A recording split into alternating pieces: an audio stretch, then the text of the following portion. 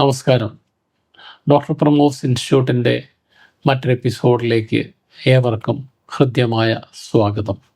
ഇന്ന് വളരെ സന്തോഷമുള്ളൊരു ദിവസമാണ്. നമ്മളോടൊപ്പം മുൻപ് 3 വർഷം മുൻപ് ഇവിടെ ചികിത്സ കഴിഞ്ഞുപോയ ഒരു ദമ്പതികളുണ്ട്. അന്നും ഇവരൊരു വീഡിയോ ചെയ്തിരുന്നു. അവരുടെ അനുഭവങ്ങളിലേക്കാണ് ഇന്ന് നമ്മൾ നീങ്ങുന്നത്. പറയും.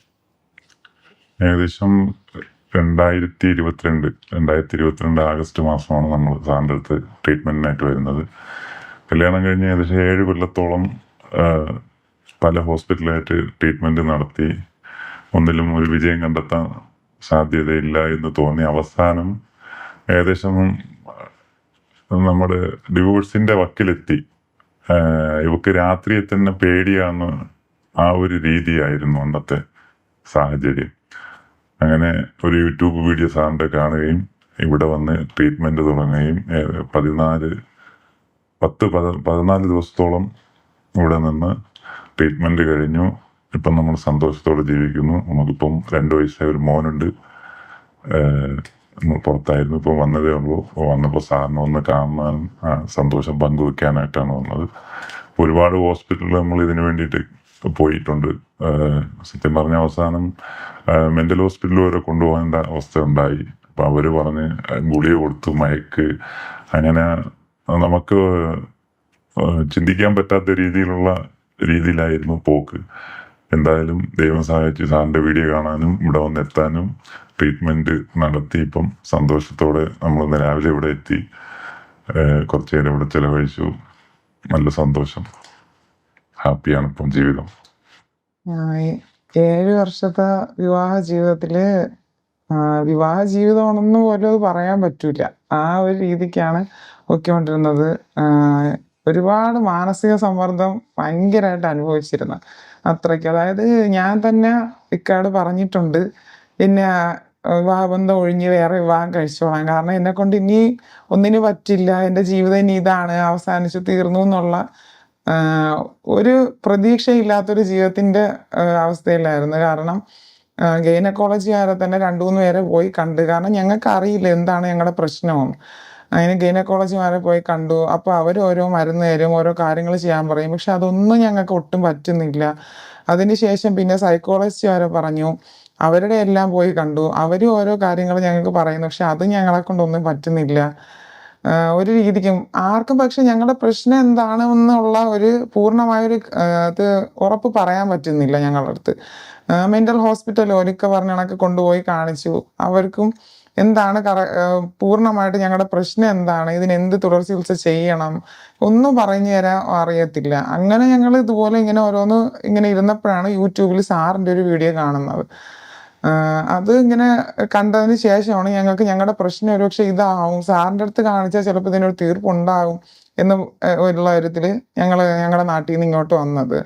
പക്ഷെ അതായിരുന്നു ഞങ്ങളുടെ ജീവിതത്തിലെ ഏറ്റവും ഒരു ഭാഗ്യമുള്ളൊരു നിമിഷം. അതായിരുന്നു സാറിനെ കണ്ട ആ ഒരു നിമിഷമായിരുന്നു.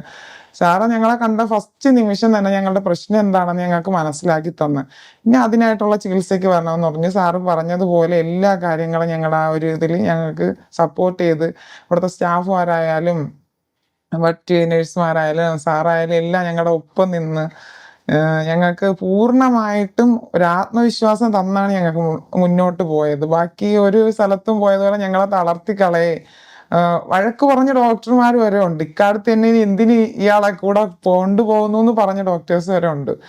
അപ്പോൾ ആ ഒരു അവസ്ഥയിൽ കൊണ്ടുപോകാതെ ഇവിടെ വന്നപ്പോൾ തന്നെ ഞങ്ങൾക്ക് പൂർണ്ണ ആത്മവിശ്വാസം തന്ന് ഒരുമിച്ച് പോകാൻ പറ്റും. ഒരു പ്രശ്നമേ അല്ല, ഞങ്ങളെ കൊണ്ട് ഞങ്ങൾ പൂർണ്ണ ഇതാക്കി തരാം, നിങ്ങൾ ഞങ്ങളോട് നിന്നാൽ മതി എന്ന് പറഞ്ഞ് ആ ഒരു ഇതിൽ 2 ആഴ്ച കാലമേ എടുത്തിട്ടുള്ളൂ. ആ 2 ആഴ്ച കൊണ്ട് ഞങ്ങളുടെ പൂർണ്ണമായിട്ട് 7 വർഷങ്ങൾ അനുഭവിച്ച ഒരു വലിയൊരു പ്രശ്നത്തിനെ അവർ വളരെ നിസ്സാരമായിട്ട് ഞങ്ങൾക്കത് മാറ്റിത്തന്നു. എന്ന് പറഞ്ഞാൽ ഞങ്ങൾക്കത് ഒരു നിസ്സാര കാര്യമല്ല, അത് ഞങ്ങളുടെ ജീവിതം തന്നെയാണ് തിരിച്ച് കൈ തന്നിരിക്കുന്നത്. അങ്ങനെ ഇപ്പോൾ അൽഹംദുലില്ലാ ഞങ്ങളത് കഴിഞ്ഞ് അതിന് ശേഷം ഇവിടുത്തെ ട്രീറ്റ്മെൻറ്റ് കഴിഞ്ഞു പോയി. അടുത്ത മാസം തന്നെ ഞാൻ പ്രഗ്നൻ്റ് ആയി. ഞങ്ങൾക്ക് 2 വയസ്സുള്ളൊരു മോനുണ്ട്. അപ്പോൾ ആ മോനെയും കൊണ്ട് ഞങ്ങൾ ആ സാറിനെ കാണിക്കാനും ഇവിടെ ഉള്ള മറ്റ് സ്റ്റാഫിനെ കാണിക്കാനും ആ സന്തോഷം പങ്കിടാനാണ് ഞങ്ങൾ തിരിച്ചെത്തിയത്. വളരെ സന്തോഷമുള്ള ഒരു നിമിഷമായിരുന്നു ഇന്നും. ഇപ്പോഴും ഞങ്ങൾ ഒരിക്കലും മറക്കാനാവാത്ത ഞങ്ങളുടെ ജീവിതത്തിലെ ഒരു ഭാഗം തന്നെയാണ് ഈ ഹോസ്പിറ്റലും ഇവിടുത്തെ മെമ്പേഴ്സും എന്ന് പറയുന്നത്. ഒരുപാട് നന്ദിയുണ്ട്. എത്ര പറഞ്ഞാലും മതിയാവാത്ത നന്ദിയാണ് ഇവിടെ ഉള്ളവരോട് പറയാനുള്ളത്. നിങ്ങളുടെ അനുഭവം യൂട്യൂബ് പ്രേക്ഷകർക്ക് വേണ്ടി പങ്കുവച്ചതിൽ ഞാൻ വളരെയധികം കടപ്പെട്ടിരിക്കുന്നു. ഞങ്ങളുടെ നന്ദി രേഖപ്പെടുത്തുന്നു.